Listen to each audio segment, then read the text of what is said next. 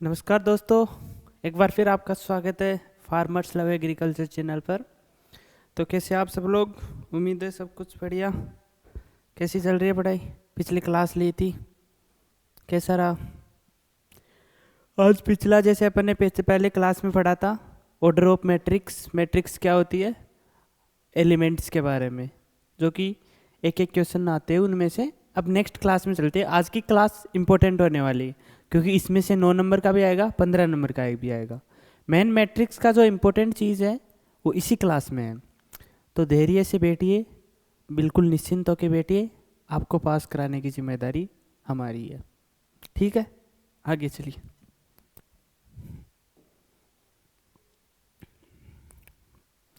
Type of matrix, आज हम पढ़ने वाले हैं टाइप ऑफ मैट्रिक्स। मैट्रिक्स के प्रकार देखो, डायरेक्ट क्वेश्चन आते हैं अपन को। Row matrix, what define row matrix, define zero null matrix, define column matrix. मैं लिखाने में तो डायरेक्ट ऐसे भी आपको बता सकता था, लेकिन क्या है कि आप लोग कई बार सुनते नहीं हो, तो वो चीज़ें जैसे यहाँ पर लिखी हुई है। 1 नंबर का क्वेश्चन आएगा, तो 1 नंबर का जब क्वेश्चन आए तो डायरेक्ट आपको ये आंसर लिख के आना। जैसे क्वेश्चन आ गया column matrix, define column matrix. A matrix having 1 column, एक मैट्रिक्स जिसमें एक कॉलम होता है उसे कॉलम मैट्रिक्स कहा जाता है। रो मैट्रिक्स, ए मैट्रिक्स जिसमें एक रो होती है उसे रो मैट्रिक्स कहा जाता है। जीरो और null matrix, all elements are zero. Zero और नल मैट्रिक्स किसे कहा जाता है? जिसमें सभी एलिमेंट्स, जिसमें सभी नंबर्स जीरो हो। जैसे मैं आपको दिखाता हूँ, ये नल मैट्रिक्स है, ये 0 0 0 0। अब अपन को दे दिया ये 2x2 की नल मैट्रिक्स है। अपन को 3x3 2 की नल मैट्रिक्स निकालनी है, तो 3 कितनी रो होती है? पहले तो रो 3 रो। अब कॉलम 3x2 की निकालनी है, तो 3 रो लिख ली। अब कॉलम 2 है, तो 0 0 0, 2 कॉलम हो गए ना, ए कर दी, ठीक है। आगे चलते square matrix. Square matrix important है। स्क्वायर मैट्रिक्स में क्या होता है?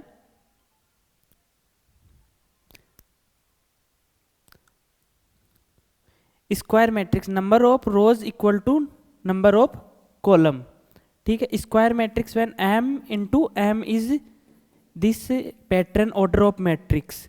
Order of matrix equal to m into n। Square matrix, number of rows into number of column. ये m है, ये n है। जब m इक्वल टू n होता है तब स्क्वायर मैट्रिक्स होती है। और स्क्वायर मैट्रिक्स को डायरेक्ट ऐसे भी लिख सकते हैं, m इंटू एम। जैसे स्क्वायर होता है ये 3x3 की मैट्रिक्स है, या 2x2 की मैट्रिक्स होगी, या 4x4 की मैट्रिक्स होगी। इसे स्क्वायर मैट्रिक्स कहा जाता है, ठीक है।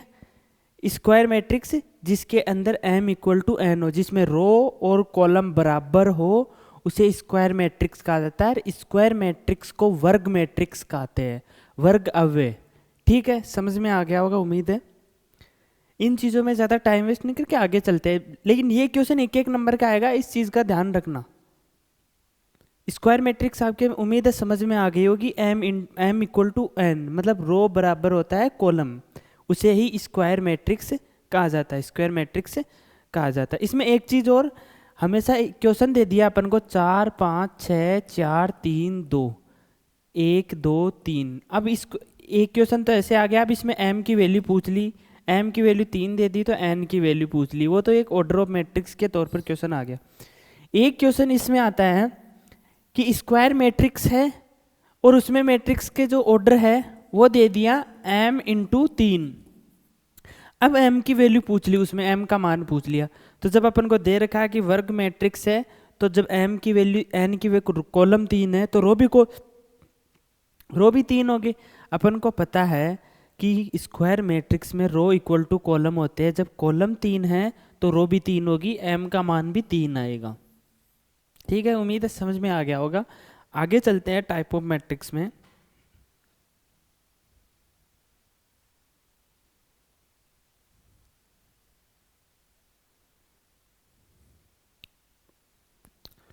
रेक्टेंगुलर मैट्रिक्स, डायगोनल मैट्रिक्स, हमेशा ध्यान रखना। रेक्टेंगुलर को किस प्रकार में आता है? आयताकार।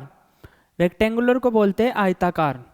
जिसमें रो और कॉलम इक्वल नहीं होती। देखते हैं अपन, ये रेक्टेंगल और आयताकार होता है, इसमें देखना ये वाली साइड इसके इक्वल होती है, लेकिन ये वाली साइड इसके इक्वल नहीं होती। ये इसके सॉरी, ये तो दोनों इक्वल होती है, आमने सामने की भुजा समान होती है, और जो साइड वाली भुजा होती है वो हमेशा समान नहीं होती है। इस चीज़ आसन भुजाएं समान नहीं होती है, ठीक है। उसे आयताकार कहते हैं। आसान भाषा में आपको आयताकार तो आता होगा, उस तरीके से इसे समझ में लेना है। जैसे ये रो मैट्रिक्स है, इसमें हमेशा एक चीज़ का ध्यान रखना है, या तो ये 2/3 की होगी, या 3/4 की होगी, या 5/6 की होगी, किसी भी हो सकती है, लेकिन m बराबर n नहीं होगी। m not equal to n, मतलब row not equal to column, row और कॉलम बराबर नहीं होंगे। अगर रो और कॉलम बराबर हो जाते हैं तो उसे तो फिर वर्गानुकार कह देंगे ना, स्क्वायर मैट्रिक्स हो जाएगी, ठीक है। वर्ग मैट्रिक्स कह देंगे जब अगर कॉलम दोनों के स्क्वायर बराबर हो जाएंगे, दोनों के रो और कॉलम बराबर हो जाएंगे, तो उसे कौन सी कहेंगे, स्क्वायर मैट्रिक्स। अभी अपने पास दोनों बराबर नहीं है तो उसे कहेंगे रेक्टेंगुलर मैट्रिक्स। नेक्स्ट अपने पास आता है डायगोनल मैट्रिक्स, इंपॉर्टेंट सबसे। Square matrix where non diagonal elements are zero. यह ध्यान रखना, डायगोनल मैट्रिक्स में सबसे पहले तो हमेशा स्क्वायर मैट्रिक्स बनेगी। एक चीज ध्यान रख लेना, all square matrix are not diagonal matrix but all diagonals are square matrix. सभी वर्ग मैट्रिक्स डायगोनल मैट्रिक्स नहीं होती, लेकिन डायगोनल मैट्रिक्स, सभी डायगोनल मैट्रिक्स वर्ग होती है। इस चीज़ का मैं बता देता हूँ। डायगोनल मैट्रिक्स क्या होती है, जिसमें ये डायगोनल, हमेशा डायगोनल कौन सा होता है, ये वाला। स्क्वायर का डायगोनल देखा अपन को, ये वाला ही तो होता है, ठीक है। वर्ग का डायगोनल्स होते हैं ना, वो यही तो होते हैं। अब इसके अंदर एक चीज ध्यान रखें, square matrix where non diagonals elements are zero. ये डायगोनल्स है। अभी अपन ने एक लिखी एलिमेंट्स लिखे इसमें 4 3 2 1 1 8 9 5 4। अब इसमें जो ये वाली है ये डायगोनल्स है, जो बीच में ये 3 एलिमेंट्स है, ये तीनों के तीनों डायगोनल्स है, डायगोनल्स इसे कहते हैं। अब ये वाला तो इसको अपन डायगोनल मैट्रिक्स नहीं करेंगे, जबकि ये डायगोनल है, ये है स्क्वायर मैट्रिक्स। इसके अलावा जो बाकी बचे हुआ एलिमेंट्स है ये इधर, ये जब जीरो होंगे,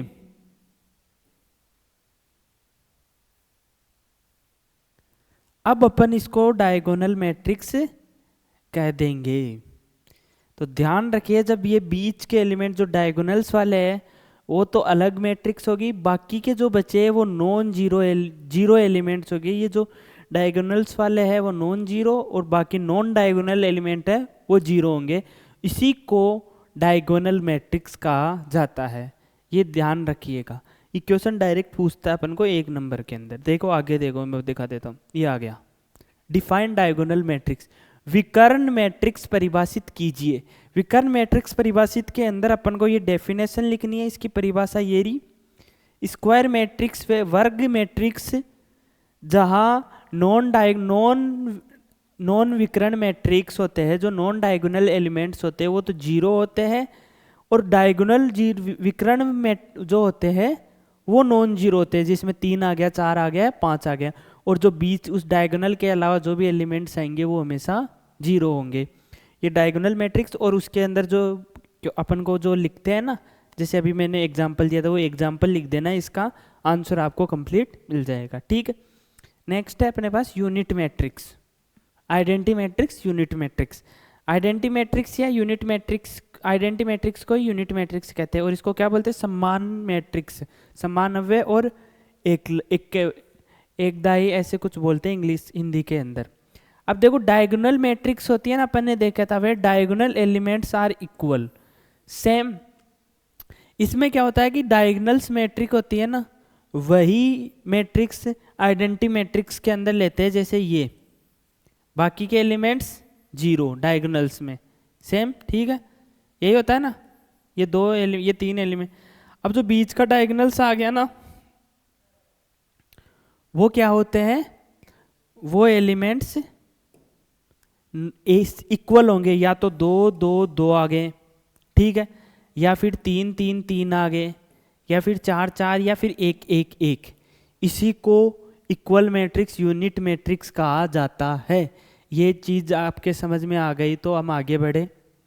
ठीक है, जो डायगोनल्स की सेम ही आइडेंटिटी मैट्रिक्स होती है, लेकिन वहाँ पर जो समान जो डायगोनल्स में एलिमेंट आते हैं वो तीनों के तीनों समान आते हैं। एक बार आसानी से आप देख लीजिए इस चीज़ को।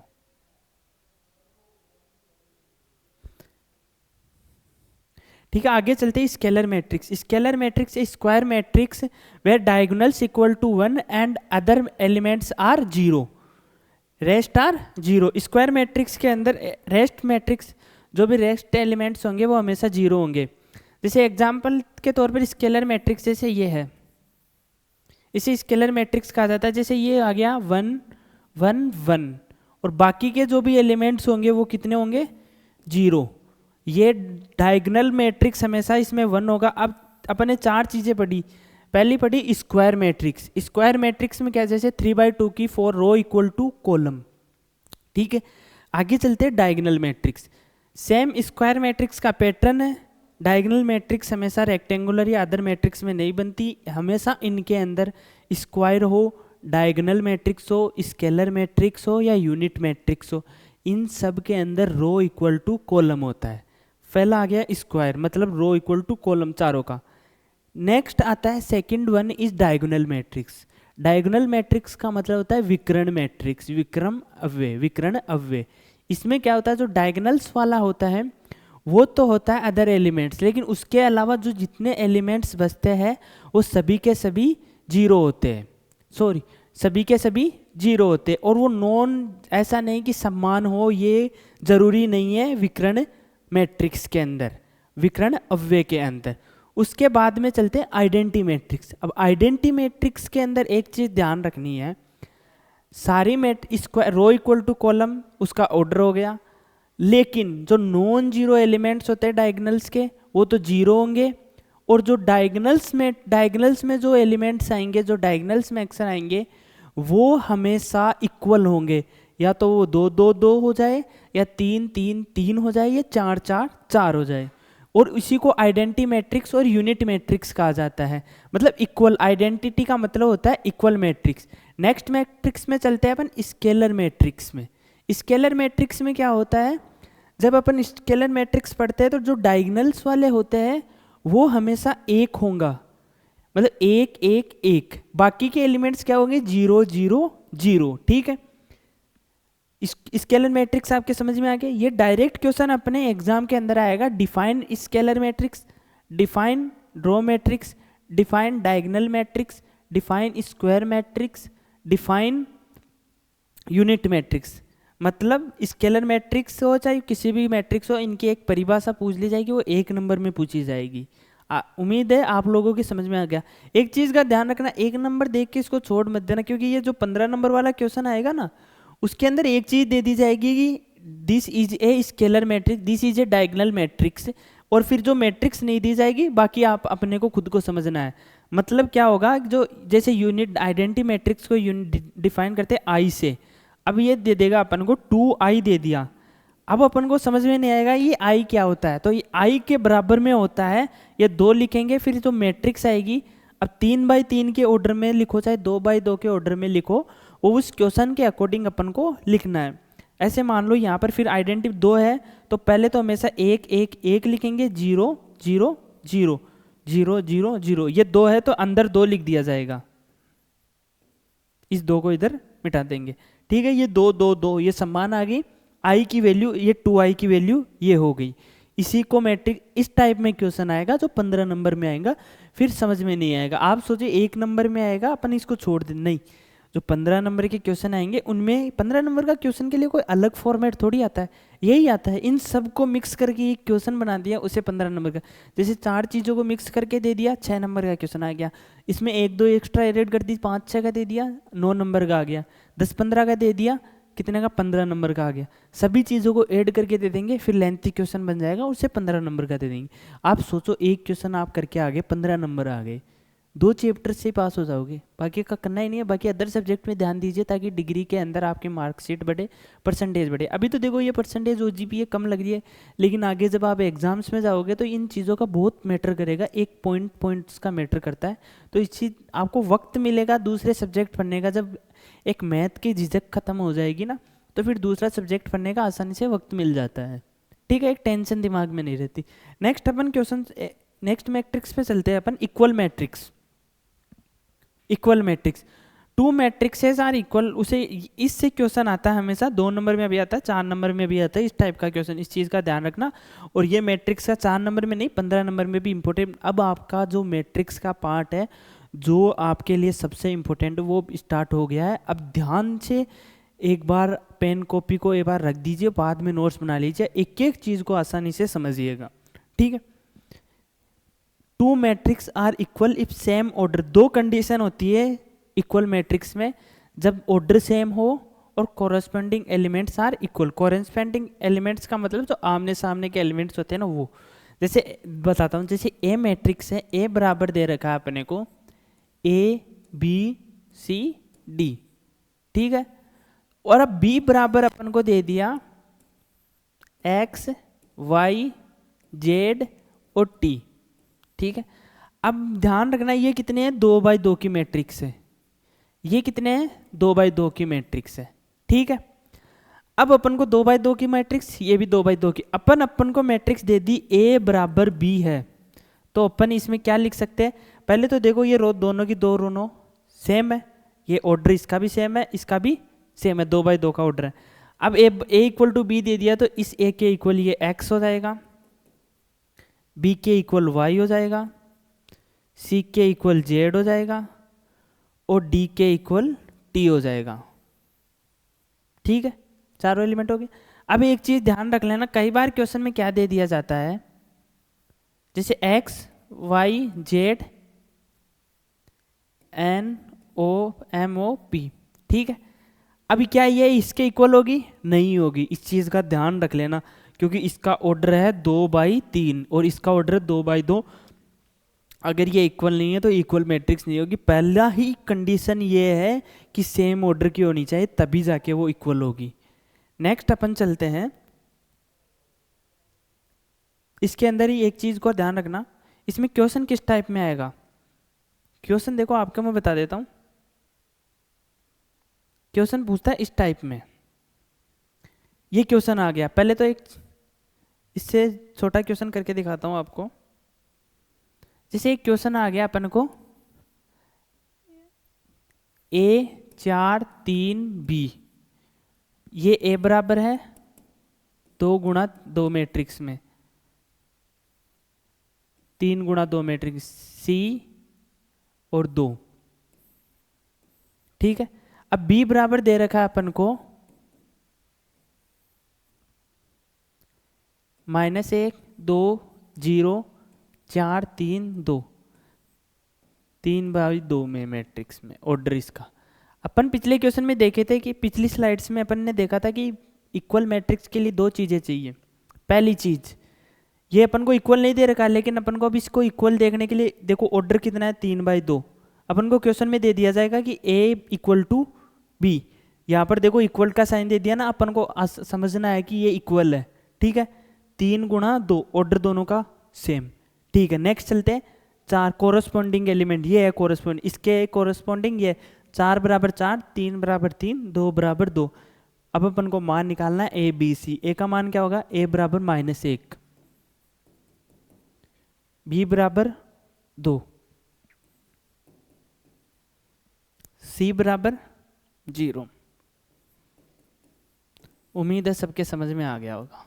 देखो थोड़ा सा फास्ट चल रहा है और उसका कारण है कि अपन सिलेबस को 6-7 महीने नहीं खींचना है, अपन को 10-15 क्लास में कंप्लीट करना है, ताकि आपके भी ज़्यादा बोझ नहीं, क्योंकि आपको अदर सब्जेक्ट भी तो पढ़ना है ना। और ये 10-15 क्लास में आपको कंप्लीट हो जाएगा, आप निश्चिंत होकर रहिए, आप क्लास को कंप्लीट लीजिए। और ऐसा नहीं कि 7 वाला पास हो जाएगा तो उसको नहीं भेजते, शेयर भी कीजिए ताकि हमें भी आगे मौका, जैसे पिछली क्लासेस हमने ली थी तो आपने अगर उन चीज़ों को शेयर किया तभी तो हम आगे आपके लिए वापस अपडेटेड क्लासेस लेके आ रहे हैं ना। जब आपका रिस्पॉन्स ही नहीं आएगा तो हम आगे क्यों करेंगे, ठीक। ठीक है। फिर वही आप टीचर्स के भरोसे, किसी भी यूनिवर्सिटी के अंदर कोई भी मैथमेटिक्स का टीचर है ही नहीं, मैक्सिमम यूनिवर्सिटीज़ में राम भरोसे चल रही है। हम अगर आपके लिए ला रहे तो उस चीज़ को आप हमारी भी मदद कीजिए, हम भी यहाँ पर ऐसे इनोवेटिव स्टूडियो का भी खर्चा लगता है हर चीज़ का, तो आप शेयर भी कीजिए, कमेंट ज़रूर कीजिएगा। जब ये क्वेश्चन आएगा, इसका क्वेश्चन का आंसर आपको एक क्वेश्चन देता हूँ मैं हर बार, उसका कमेंट ज़रूर करते जाइएगा आप, ठीक है। समझ में आ गया हर चीज़? अगर किसी भी क्वेश्चन में समझ में नहीं आया, उस क्वेश्चन को कमेंट में लिख दीजिएगा, ताकि हम नेक्स्ट क्लास के अंदर जो डिफ्रेंशिएशन की उस क्लास में बता दें कि उस क्वेश्चन का इस टाइप में क्वेश्चन है, ठीक है। अब ये अपने पास क्वेश्चन आता है, इस क्वेश्चन को देखिए, ये इक्वल में दे रखा है, तो इक्वल में क्या होगी, a प्लस बी इसके इक्वल होगा, ये इसके, ठीक है। दो इक्वेशन बनेगी। अब देखो a प्लस बी बराबर कितना हो जाएगा, 5। दूसरा दे रखा है 2a माइनस बी बराबर -5,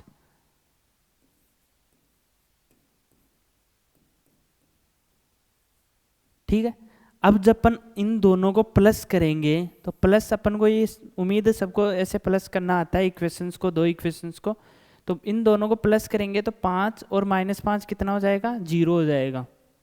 5 में से 5 गया तो 0, ये माइनस का है ना, बराबर में b में से b गया 0, ये a प्लस 2a 3a, तो 3a बराबर 0, a बराबर 0, ठीक है।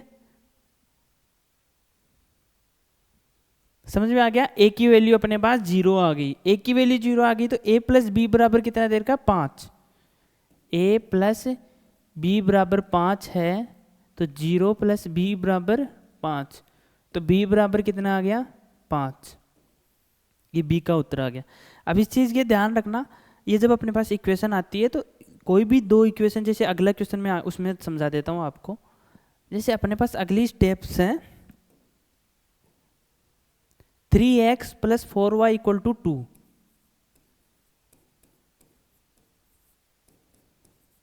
नेक्स्ट है x minus 2y equal to 4, ठीक। अब अपन को किसी भी एक चीज को, इक्वेशन को सेम करना, और वो इक्वेशन जैसे इसमें 3x है तो इसमें भी 3x सेम कर दो। इसमें तो क्या था कि b और b दोनों समान थे, इसमें किसी भी एक को समान करना है ताकि अपन को जब प्लस या माइनस करे तो घट जाए। एक चीज ध्यान रखना, अगर इन दोनों में माइनस ये अलग है साइन, तो इन दोनों को समान करना आसान रहेगा ताकि प्लस करते टाइम आसानी रहे, ठीक है। माइनस करोगे फिर दिक्कत आएगी आपके माइनस प्लस के, क्योंकि मैथ के अंदर माइनस प्लस का ही कंप्लीट खेल है। अपन इस 4 को और इसको सेम करेंगे, तो ये 4 है, इसको कितने से गुणा करें ताकि ये 4 आ जाए, 2 से। कितने से? इस पूरी को इक्वेशन को 2 से गुणा कर देंगे, तो नई इक्वेशन क्या आ गई, वो ऊपर वाली तो लिखेंगे अपन पहले, 3x plus 4y equal to 2, 2 से गुणा कर देंगे तो ये बराबर में 4 दूनी 8, इसको 2 से करेंगे माइनस में 4y, इसको 2 से करेंगे 2x, जब सबको प्लस कर देंगे तो ये 8 2 10, ये 4y माइनस 4y 0 हो गया, ये प्लस में, और 3 2, ये प्लस लिखेंगे 3 2 5x, तो x बराबर क्या आ गया, 5x बराबर में 10, x बराबर में क्या आ गया, 10 बटे में 5 बराबर में 2, तो x का मान कितना आ गया, 2। जब अपने पास उत्तर आ जाता है ना लास्ट में, तो उसके लिए ये कॉलम बना के जरूर लिख के आना। हमेशा ध्यान रखना जब आप एग्जाम में बैठो, तो जब आंसर आ जाए ना लास्ट के अंदर, तो उसको कॉलम, क्योंकि एग्जामिनर जब क्या करता है, आंसर देखता है, मैक्सिमम टाइम आपकी स्टेप देखता ही नहीं है। आंसर पास वाले से पूछो या फिर आंसर देखो, आंसर को ऐसा दिखना चाहिए कि देखते ही पता चले। अगर आंसर ही गलत आ गया तो फिर वो पूरे को काट ही देगा, ठीक है। आंसर लिखा और फिर बाद में ना आंसर जब भी आए तो उसको ऐसे कंप्लीट बॉक्स के अंदर लिखना है और उसको थोड़ा सा हाईलाइट कर देना, या फिर ऐसे लिख देना b इक्वल टू 5 है तो उसके नीचे डबल लाइन कर देना। 4 आंसर आ गया तो ऐसे डबल लाइन कर देना, ठीक है। समझ में आ गया होगा।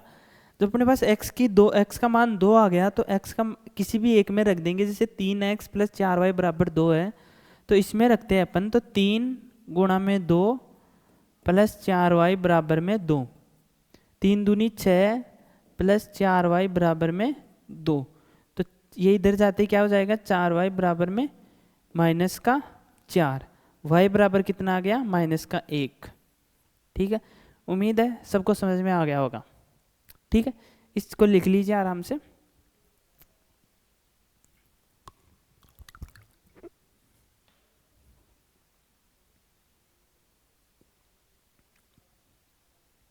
नेक्स्ट क्वेश्चन पर चलते हैं अपन।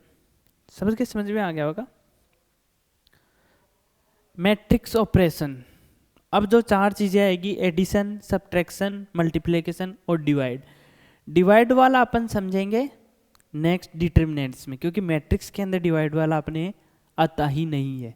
जो डिटर्मिनेंट्स है उसके अंदर डिवाइड वाला आएगा, उसमें ट्रांसपोज भी आएगा, इनवर्स भी आएगा, डिवाइड भी कैसे देना है। ठीक है, मल्टीप्लिकेशन है अपने पास जो इस चैप्टर के अंदर है, तो अपन मल्टीप्लिकेशन का पढ़ेंगे। ठीक है, अपन एडिशन ऑफ मैट्रिक्स पढ़ेंगे, matrix operation, addition of matrix only possible when orders are same.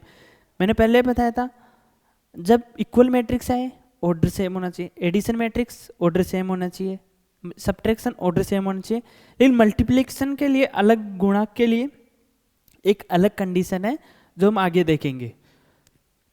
पहले एडिशन का देखते हैं।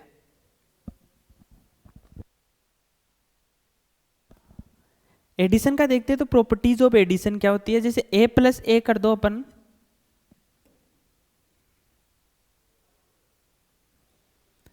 जब a प्लस ए बी लिखते हैं तो बराबर में b प्लस ए लिख दो, कोई दिक्कत नहीं है, वो सेम ही आता है।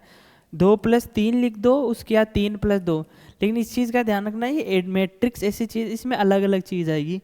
ये मैट्रिक ओनली एडिशन में है, मल्टीप्लाई में ऐसा नहीं है कि 3 गुणा 2 लिख दिया तो बराबर में 2 गुणा 3 लिख, नहीं, ये गलत हो जाएगा। ये एडिशन में ही है, ओनली एडिशन और सब्ट्रैक्शन में। ठीक है, a plus B plus C, A C plus A है ये, सॉरी ये इक्वल में है। यहाँ पर एक चीज़ ध्यान, थोड़ा टाइपिंग मिस्टेक होगी, यहाँ पर इक्वल है, ये ऐसे लिखा हुआ है, मैं ऐसे लिख देता हूँ a प्लस बी, फिर ब्रैकेट में है प्लस सी, और बराबर में है a प्लस ब्रैकेट में b प्लस सी। मतलब इसका अर्थ है कि चाहे आप पहले b प्लस सी कर लो, चाहे a प्लस बी पहले कर लो, दोनों बराबर ही आएंगे। लेकिन एक सबसे चीज़, ऑर्डर सबका सेम होना चाहिए, वो पहली कंडीशन में। सब्ट्रैक्शन का भी सेम है, a माइनस कर दो, a या b माइनस a कर दो, सेम आएगा। मतलब वो माइनस का फर्क आ जाएगा, वो तो उस क्वेश्चन में दिया जाएगा, लेकिन जो प्लस का है वो ये आएगा। सब्ट्रैक्शन के अंदर a माइनस बी कर देना है, लेकिन ऑर्डर सेम होना चाहिए। सब्ट्रैक्शन का कहने का मतलब ये जो only possible when order are same, ये एडिशन के लिए है प्रॉपर्टीज। ठीक है, सब्ट्रैक्शन के लिए यही सेम चीज़ है, इसकी ऑर्डर सेम होना चाहिए। और सब्ट्रैक्शन भी ऐसे ही होगा, a माइनस जैसे a हो गया तो ये 0 आ गया, a plus 0 equal to a। उम्मीद है सबके समझ में आ गया। ये कोई आसान नहीं है, मेन चीज़ है, फॉर्मूला बता दिया। अब अपन क्वेश्चन करेंगे, पहले भी ये करते हैं, क्वेश्चन करते हैं, अपने आप समझ में आ जाता है। ठीक है, थोड़ा सा धैर्य रखिए।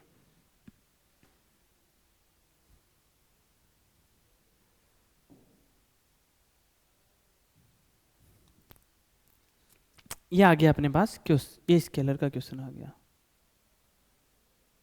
चलो पहले स्केलर कर लेते हैं, वो पीछे गया। स्केलर का क्वेश्चन है, जैसे हमें ये पहले बता के आया था, मैं थोड़ा स्लाइड के अंदर हो गया, मैं पहले एक बार स्लाइड आके ले ली। हाँ, ये आ गया ना अपने पास क्वेश्चन।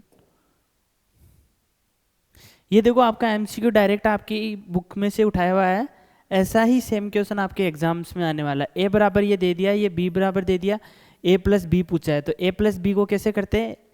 ये पहले तो देखो ऑर्डर सेम है क्या, अगर नहीं है तो फिर नन ऑफ दीज आ जाएगा नीचे। देखो ये ऑर्डर सेम है, ये 2/2 का है, इसमें रो कितनी है, कॉलम कितने, 2/2, ये भी 2/2 का है। अब इसका जो उत्तर आएगा वो क्या होगा, 2 प्लस माइनस 2 कितना होता है, 2 माइनस 2 0। इसकी जो फाइनल मैट्रिक्स आएगी 0, 1 माइनस 1, अपन इसको लिख देते हैं 2 माइनस 2, 1 माइनस 1, ये प्लस में है लेकिन जो माइनस का साइन की वजह से ये 1 प्लस 1 और ये 1 प्लस 2। एक चीज ध्यान रखना, ये माइनस नहीं है, ये इसके साथ माइनस है, इसकी वजह से यहाँ पर माइनस आ रहा है, अन्यथा यहाँ पर ये प्लस ही करा हुआ है। इसको चाहे ऐसे लिख दो, 1 प्लस ये माइनस में 1, 2 प्लस ये माइनस में 2, ठीक है। ये कितना आ गया, 2 माइनस 2 0, ये कितना आ गया, ये भी 0, ये कितना आ गया 2, ये कितना आ गया 3। कौन सा आंसर है, 2 माइनस 2 0, 1 माइनस 1 0, 1 और 1 2, 1 2 और 1 3। ऑप्शन नहीं है इसमें, पांचवा ऑप्शन भी आता है क्या? या तो टाइपिंग मिस्टेक है, 1 मिनट।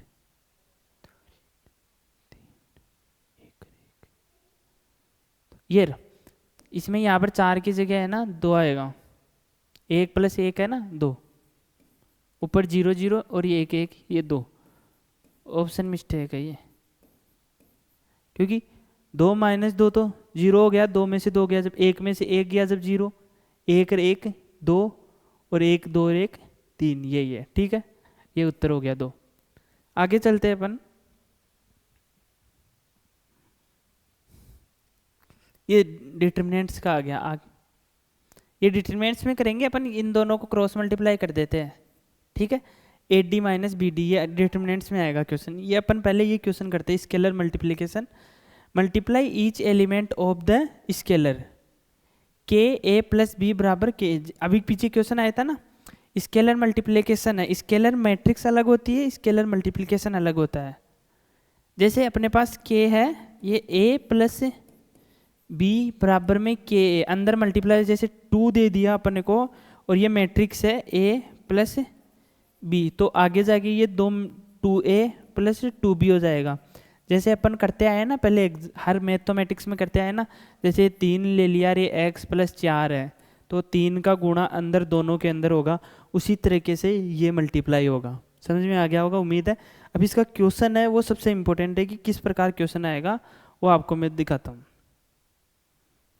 इसमें क्वेश्चन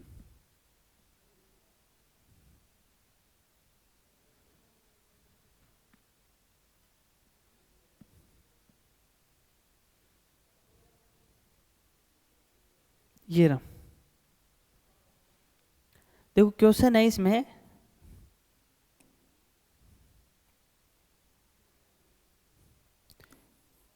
ए बराबर है 1 माइनस 1 0 4। स्केलर के अंदर अपन देखा था कि जो एलिमेंट्स होता है, जैसे ये आ गया अपने पास, आ गया के दे दिया, ये ए है, ए बराबर 4 3 2 1, तो ये जो के है ये सबसे गुणा होगा। ये डिटर्मिनेंट, ये मैट्रिक्स का डिटर्मिनेंट्स में सबसे नहीं होता, डिटर्मिनेंट्स में एक अलग सिस्टम आता है, जो क्वेश्चन में दिया हुआ होता है ना वैसी प्रकार से होगा, तो ध्यान रखना इस चीज़ का। तो ये क्या है, इससे गुणा होगा 4 के इससे गुणा होगा 3 के इससे गुणा होगा 2 के इससे गुणा होगा के, ये अंदर मल्टीप्लाई होगा। इसी प्रकार ये है, अब 2a पूछा है तो a से गुणा कर दो 2 को, तो 2 इसमें गुणा कर दो 2 को, बोथ साइड 2a, और इधर 2 अंदर गुणा करेंगे तो ये 2 का इससे के साथ 2 गुणा माइनस 1, 2 गुणा 0, 2 गुणा 4, फाइनल कितना आ गया आंसर अंतिम, 2 माइनस का 2 0 और 8। इसको बॉक्स के अंदर क्लोज कर देना किसी, ये जब आंसर आ जाए तो बॉक्स में क्लोज कर, और ये क्वेश्चन आएगा, ये एग्जाम का ही क्वेश्चन है, इस चीज़ का ध्यान। और ये एग्जाम ऐसा नहीं, नेक्स्ट अब कल अपन मल्टीप्लिकेशन का पढ़ेंगे नेक्स्ट क्लास में, तो उसमें भी सेम यही आएगा। मतलब जो 2a है ना, वो जो 15 नंबर वाला है, उसमें भी 2a 8a 5a 6a minus 3a ऐसा दे दिया जाएगा, फिर उसको अंदर मल्टीप्लाई करना है, फिर सेम ऐसा डिटो ऐसे करना है। तो ये स्केलर मैट्रिक्स होगी। अब नेक्स्ट चलते हैं अपन,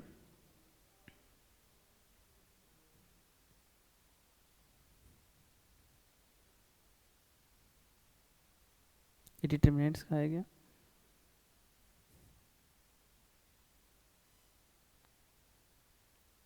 ये मल्टीप्लिकेशन का आ गया के ए वाला क्वेश्चन।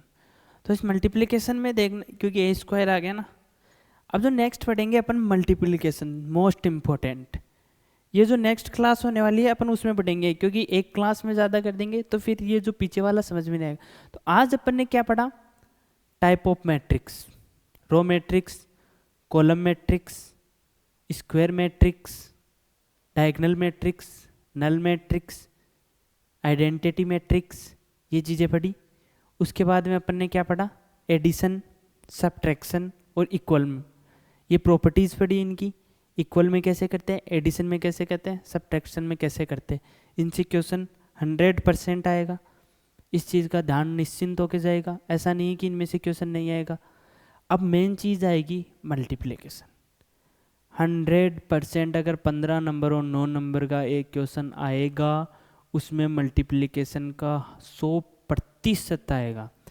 ये जो आने वाली क्लास है, इस चीज़ का ध्यान रखना, ये सबसे इम्पोर्टेंट क्लास होने वाली है मैट्रिक्स चैप्टर में, और मैट्रिक्स नहीं, पूरे मैथ्स की। क्योंकि अगर ये क्लास समझ में आ गई, 15 के 15 नंबर आपके पक्के हो गए। और ये क्लास समझने के लिए इस चीज़ का ध्यान रखना कि ज़रूरी नहीं है कि ये क्लास ऐसे समझ में नहीं आएगी, पहले जो 2 क्लासेस कराइए वो तभी समझ में आएगी। निश्चिंत रहिए, आपको पास कराने की जिम्मेदारी हमारी है। अगर आपने हमारे पर भरोसा किया है तो निश्चिंत होकर रहिए, बाकी सब्जेक्ट्स की तैयारी कीजिए। ओनली इनको आप एक कॉपी में लिख लीजिए ताकि एग्ज़ाम से पहले एक बार देख के चली जाए। इससे बाहर कुछ भी नहीं आएगा। नंबर सेम चेंज हो सकते हैं, x की जगह y हो जाएगा, n 2 की जगह 4 हो जाएगा, 5 की जगह 6 हो जाएगा, लेकिन पैटर्न नहीं चेंज होने वाला। सारे पैटर्न के क्वेश्चन अपन ने कराए, ना कोई ज़्यादा क्वेश्चन कराए, ना कोई फालतू के अंदर ये भी करा दिया ये भी करा दिया। जो चीज़ें आपकी एग्ज़ाम में आनी थी वही कराई जा रही है। आपकी जिम्मेदारी, हमारी जिम्मेदारी आपको पास कराने की। ठीक है, मिलते एक नई शुरुआत, नई ऊर्जा के साथ नेक्स्ट क्लास के अंदर। जय हिंद।